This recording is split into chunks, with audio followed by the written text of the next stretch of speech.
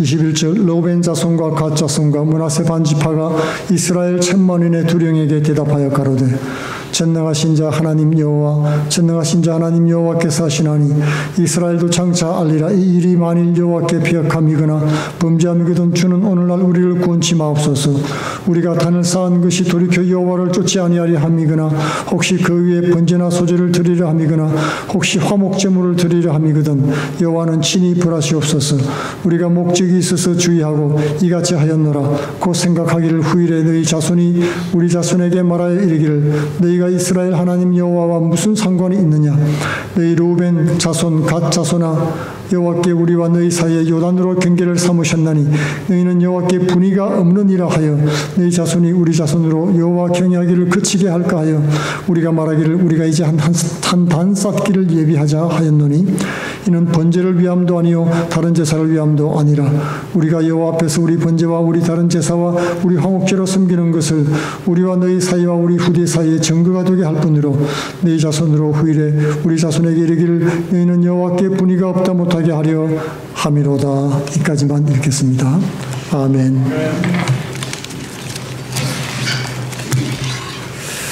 오늘은 이 본문 말씀을 통해서 악성 루머와 오해 풀기란 제목으로 은혜를 나누기를 원합니다.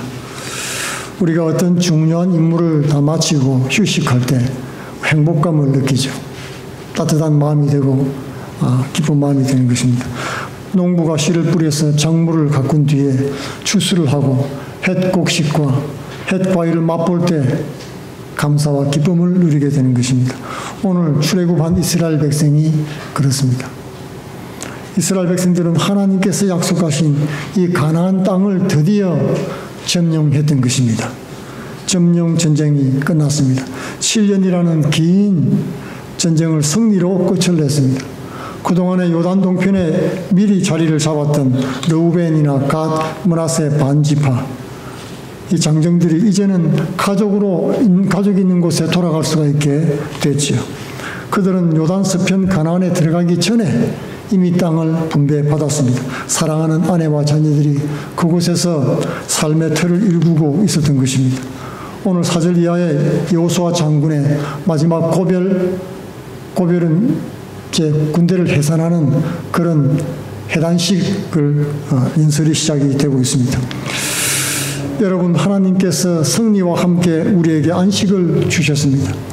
이제 요단 동편 소유지로 돌아가서 여호와 하나님을 사랑하고 그 계명을 지키고 마음을 다해서 하나님을 섬기시오.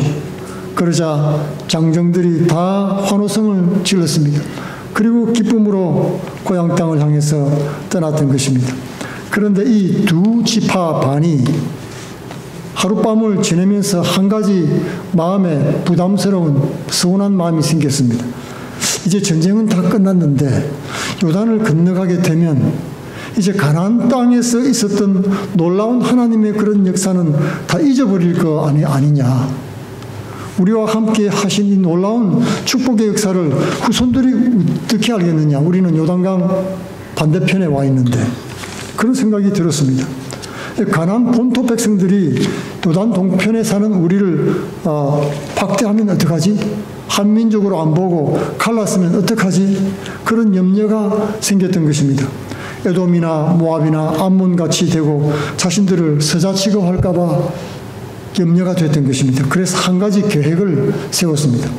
강을 건너기 전에 우리도 이 가나안 정복에 참여했다는 믿음의 증거를 남기자.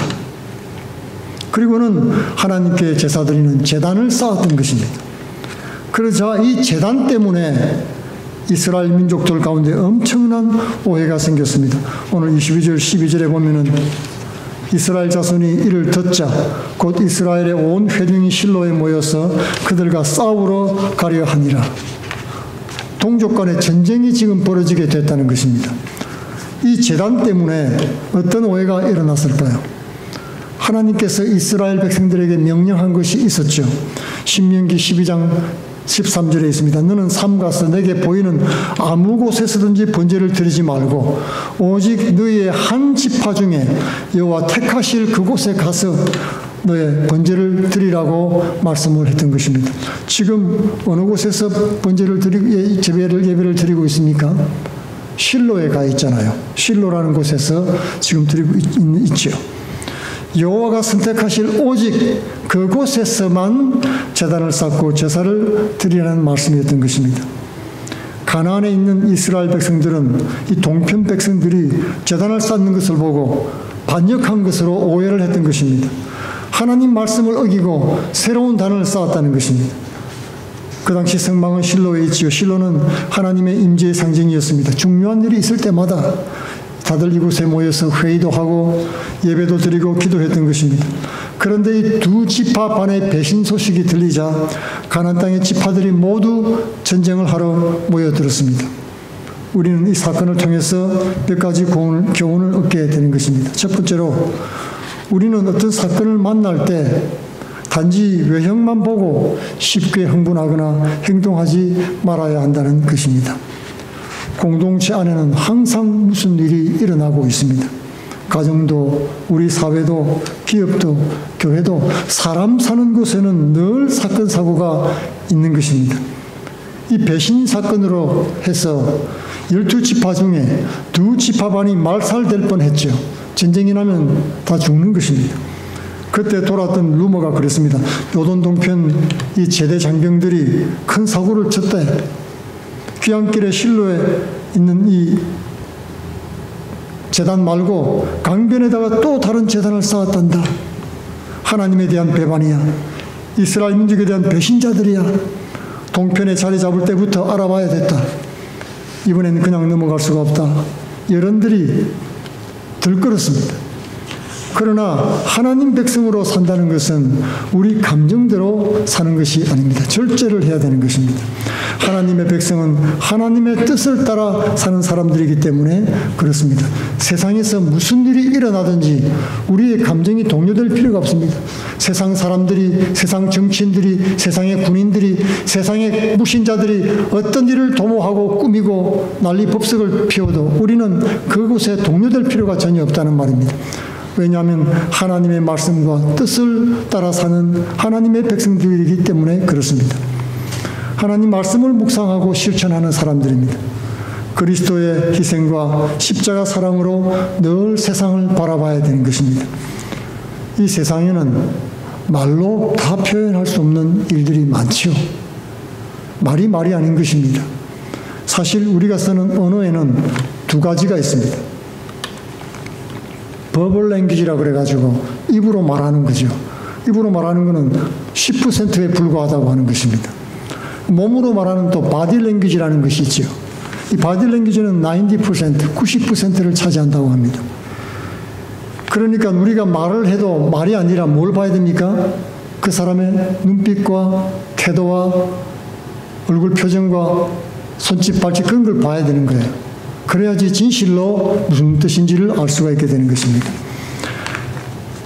몸이 더 많은 것을 얘기한다 하는 뜻이죠. 그렇기 때문에 우리는 어떻게 해야 됩니까? 소문만 듣지 말고 그 행동의 진위를 깨달을 때까지 신중하고 그리고 신중하게 생각하고 말하고 행동해야 되는 것입니다. 진실을 알고 이해하게 될 때까지 기다리고 경청하는 자세가 필요하다는 것입니다. 두 번째로는 판단을 하나님께 맡겨야 됩니다. 우리는 심판자가 아닌 것입니다. 늘 세상이 이렇고 저렇다고 심판할 자격이 없어요. 하나님의 뜻만이 우리를 판단할 수가 있습니다. 어떤 사람이 잘못해서 교통경찰에게 티켓을 받았습니다. 그런데 본인은 아무 잘못이 없다고 생각이 듭니다. 얼마나 억울합니까? 그죠? 분노해서 경찰하고 따졌습니다. 경찰하고 따지면 어떻게 됩니까? 티켓 한 장 더 받죠. 예. 자꾸 따지면 어떻게 됩니까? 체포되는 것입니다. 끌려갑니다. 보통 티켓에 불복하면 어떻게 하면 됩니까? 법정에 가서 히어링 하면 됩니다. 그리고 not guilty, 나는 죄가 없다고 무죄 선언을 하면 되는 것입니다. 판단은 재판관이 하는 것입니다. 저도 법정에 가봤는데요. 그 일로. 법정에 출두만 해도 반은 이기도록 해줘요. 반은 깎아준다는 얘기입니다. 정말로 내가 잘못이 없을 경우에는 not guilty라고 선언받게 됩니다. 저도 not guilty 선언을 받아본 적이 있습니다. 판단은 하나님께 맡기는 것입니다. 그러기 위해서는 우리는 먼저 잘 들어야 되는 것입니다. 일의 전말과 전모를 충분히 듣고 이해를 해야 되는 것입니다. 잠언 18장 13절에 사연을 듣기 전에 대답하는 자는 미련하여 욕을 당하느니라. 우리는 가까이 있는 사람일수록 조심해야 됩니다. 잘 아는 사람이라고, 잘 아는 일이라고 급하게 반응할 때가 있지요. 그때 실수하는 것입니다. 그때 크게 감정이 상해서 친한 사이에도 금이 가는 경우가 있습니다. 알고 보면은 별일이 아닌데 감정으로 대하고 흥분하고 나쁘게 소문내고 그렇게 되면 분노가 일어나고 큰 싸움이 되는 것입니다. 여호수아와 오늘 대제사장 장군들은 이스라엘 백성들이 감정에 휩싸여서 전쟁에 나가는 것은 옳지 않다고 판단했습니다. 그래서 먼저 신앙에 호소하기로 결정했습니다. 하나님께 맡기자는 겁니다. 오늘 19절 말씀에 내 소유지가 만약에 마음에 안 들면 성막이 있는 이 가나안 땅으로 들어오라. 우리가 땅을 나누어 줄게. 그리고 오직 여호와 하나님 외에 다른 단을 쌓아가지고 배역하지 말라. 하나님을 분노하게 만들지 말아라. 형제의 허물을 심판하지 않고 역사적 교훈으로 말씀에다가 호소한 것입니다. 그 내용이 18절 말씀에 나와 있죠. 이스라엘 백성이 시딤에 모여서 모압 여인들과 음행하고 저들의 신 바알보를 섬겼을 때 하나님의 심판을 받고 연병으로 24,000명이 죽은 것 기억나지 않느냐? 하나님께 범죄하면 그들뿐만이 아니라 다 죽는다는 것입니다. 그리고 여리고 전쟁 때 아간이 불순종해서 우리가 아이 전투에 패배하고 많은 사람이 죽었지 않느냐? 그리고 아간만 죽은 것이 아니라 아간의 전 가족도 몰살을 당했다. 그러므로 우리가 하나님 말씀에 순종하자고 이 말씀으로 권고를 한 것입니다. 감정은 접어두고 우리 견해도 접어두고 하나님 말씀이 이러니 우리가 말씀대로 가자고 권고를 했던 것입니다. 모든 판단은 하나님의 말씀을 따라 맡겨야 하는 것입니다. 주의 말씀은 내 발의 등이요 내 길에 비추십니다. 말씀이 해답인 것입니다. 세 번째로 독단은 오해를 불러온다는 것입니다. 오늘 본문이 우리에게 주시는 또 다른 교훈이 아무리 좋은 일도 독단적으로 하면 오해가 발생한다 하는 것입니다. 좋은 목표는 아주 중요합니다. 그러나 그 목표가 선하고 좋은 것일수록 나누면 더 좋겠지요. 그리고 어떤 일은 일방적으로 공유하기가 참 힘든 그런 의견들도 있습니다. 극단적인 예를 들면은 여러분 히틀러 사상 어떻게 생각하십니까? 독일 국민들에게는요 정말 인기 있는 사상이었습니다. 민족 중용의 위대한 목표가 되는 것입니다. 우리 민족 정말 탁월합니다. 그런 힘을 내세요. 우리 잘할 수 있어요. 세계 제1등 국민 될 수 있습니다. 그렇게 국민들에게 연설을 했던 것입니다. 그렇지만은 이 러시아 같은 슬라브 민족이나 유대인들에게는 도저히 용납될 수 없는 그런 사고방식이었습니다. 유대인들을 기생충이라고 하고 잡아 죽이고 슬라브족은 열등 민족이니까 정복해서 노예로 삼아야 된다고 주장을 했던 것입니다. 나에게 좋은 일이 이웃들에게도 좋은 일이 될 때 우리가 공동체의 비전이 될 수가 있습니다. 오늘 두 지파반은 성급하게도 그들의 계획을 다른 지파와 나누지를 않은 것입니다. 마지막으로 이 오해와 루머는 겸손히 해명할 때 해결이 될 수가 있습니다. 이스라엘 지파들은 하나님 말씀으로 동편 지파를 권고했지요.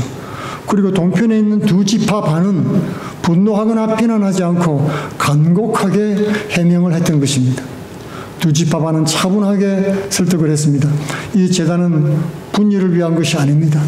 짐승의 피를 들여서 제사 드리기 위한 것이 아닙니다. 기념 제단입니다. 비록 우리가 동서로 갈라져 있어도 우리는 한 민족, 한 공동체라는 것을 상징하는 기념비입니다. 그러니 전쟁할 이유가 전혀 없는 것이죠.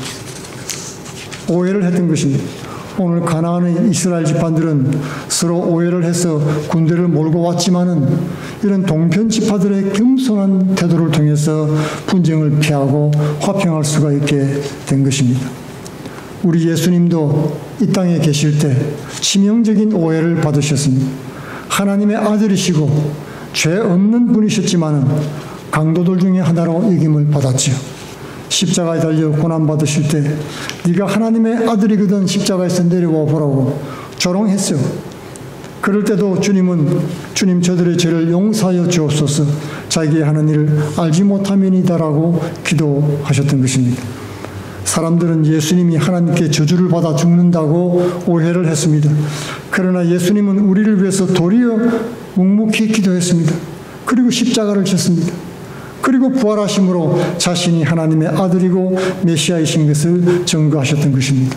당장 대답하고 십자가에서 막 분노하면서 뛰어내려온 것이 아니잖아요. 묵묵하게 끝까지 십자가 지고 죽임 당하고 그리고 부활 영광을 입음으로 증거를 하셨던 것입니다. 예수님은 그분의 겸손을 통해서 십자가와 우리 사이 막힌 담을 헐고 원수된 것을 소멸하시고 화목해 하셨습니다. 악한 루머와 오해는 하나님의 말씀과 겸손으로 극복하고 세상을 이기시는 성도들 다 되시기를 축원드리겠습니다. 우리 다 같이 기도하겠습니다. 고마우신 아버지 감사합니다. 이 땅에 사는 동안에